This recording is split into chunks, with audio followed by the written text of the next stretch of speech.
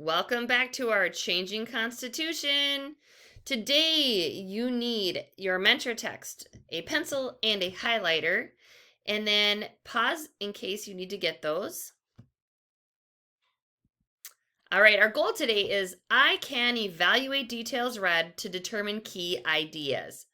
So, the last couple of days we've been reading about an informational text. Today is historical fiction. All right, open up to page 10 and 11. And we are reading today the court's decision from Dred Scott by Sheila P. Moses. What I want you to do is circle any difficult or unfamiliar words, and then also look for and circle the words purchase, affairs, federal. In 1846, an enslaved man named Dred Scott tried to purchase his and his family's freedom from Irene Emerson. When Emerson refused, Scott sued for his freedom. 11 years later, Scott's case reached the Supreme Court. In this fictional retelling of his life, Scott discusses the fate of his court case. I never did understand why Miss Irene wanted to keep us as her slaves, because she didn't even live in St. Louis no more. In 1850, she married a man named Dr. Calvin Chaffee, who lived all the way across country in a place called Boston, Massachusetts. She left her brother, John Sanford, who came back and forth to St. Louis from New York, in charge of the case. Lawyer Field said it was just fine if John Sanford took over Miss Irene's affairs because he was from New York. I asked Lawyer Field what difference did it make to us where Mr. Sanford lived. He said it made all the difference in the world to a judge, because if a person who lived in another state sues someone in St. Louis, then it's a federal case.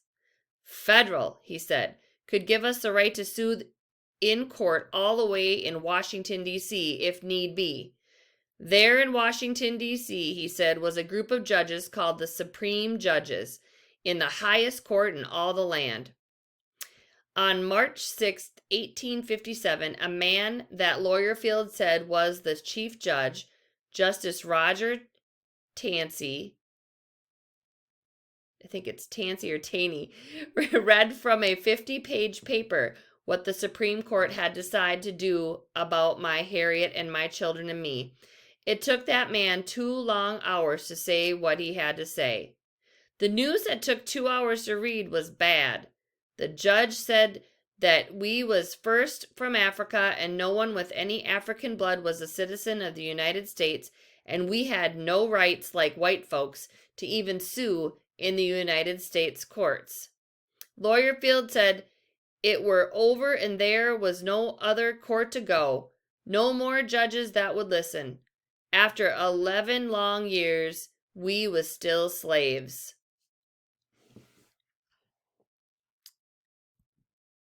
Okay, so take a look at the first 2 paragraphs. All right, we're looking for the word purchase. Did you find it? There it is. To purchase means to buy something. So if you're purchasing groceries or a TV or an Xbox, you're buying something. So here it's talking about that Dred Scott was trying to purchase his freedom, to buy his freedom back.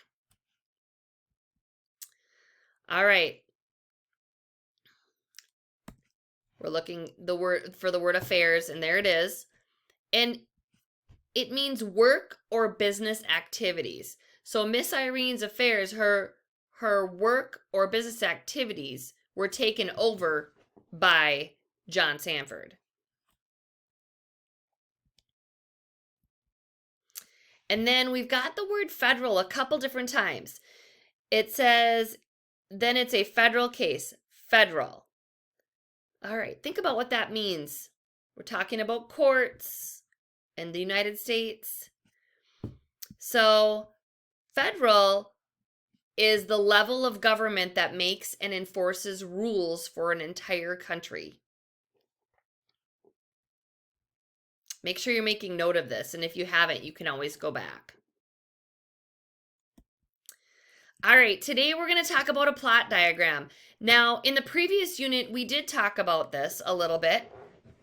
I was there for a little part of it, but good readers can pick out the key events and put them in sequential order. Sequential order is from start to finish. What happens first to what happens last.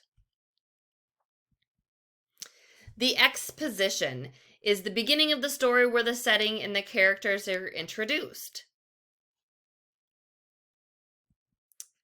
Rising action, so you can see that it looks like a roller coaster car is rising. So a series of events where a problem or conflict develops. This creates interest or surprise for the reader. The climax is the most exciting part of the story, the turning point where the problem reaches its peak.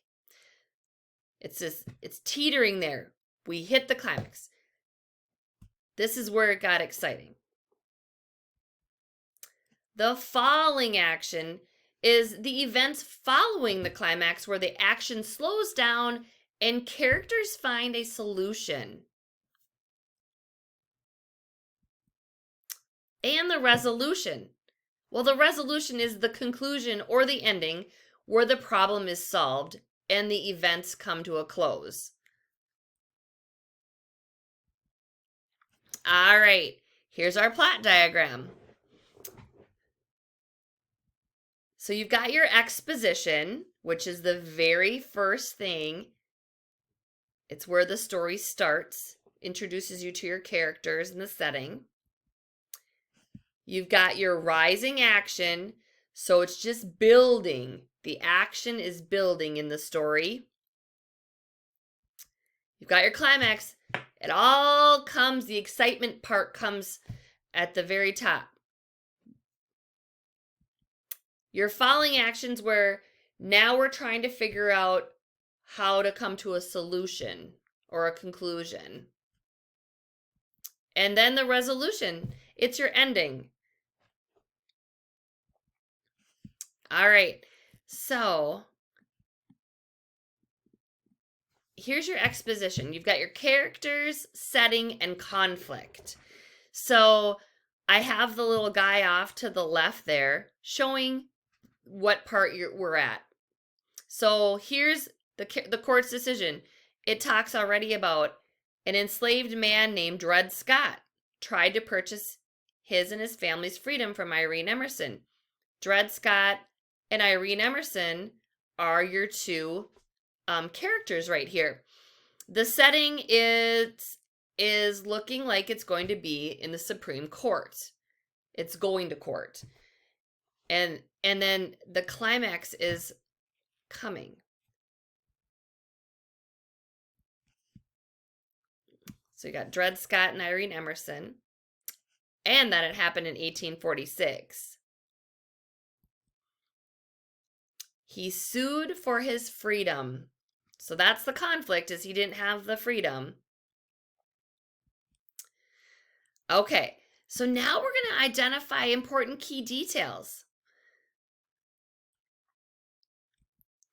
She didn't even live in St. Louis, so that's an important key detail. Dred Scott and his family are living there, but she is not. And she married a man named Dr. Calvin Chaffee. That's an important key detail. And she left her brother, John Sanford. So she left him in charge of the case. So those are some important key details here. You can highlight these as we go along or circle them. Now, the climax is where the problem reaches its highest point. So there in Washington, D.C., he said, was a group of judges called the Supreme Justices in the highest court in all the land. Now, that's where this all ended up. So the climax is the case is going to the Supreme Court. Your turn. I know you're excited about this. pause the video, and seriously, really pause the video. Okay, you're going to read paragraphs 3 through 5 on page 13. Okay, you're going to find out what the resolution of this story is. So, it's highlight the evidence from the text. So take your highlighter and highlight that evidence from the text. You're finding the resolution. Remember, resolution is the solution to the problem or the conflict. Go ahead and pause.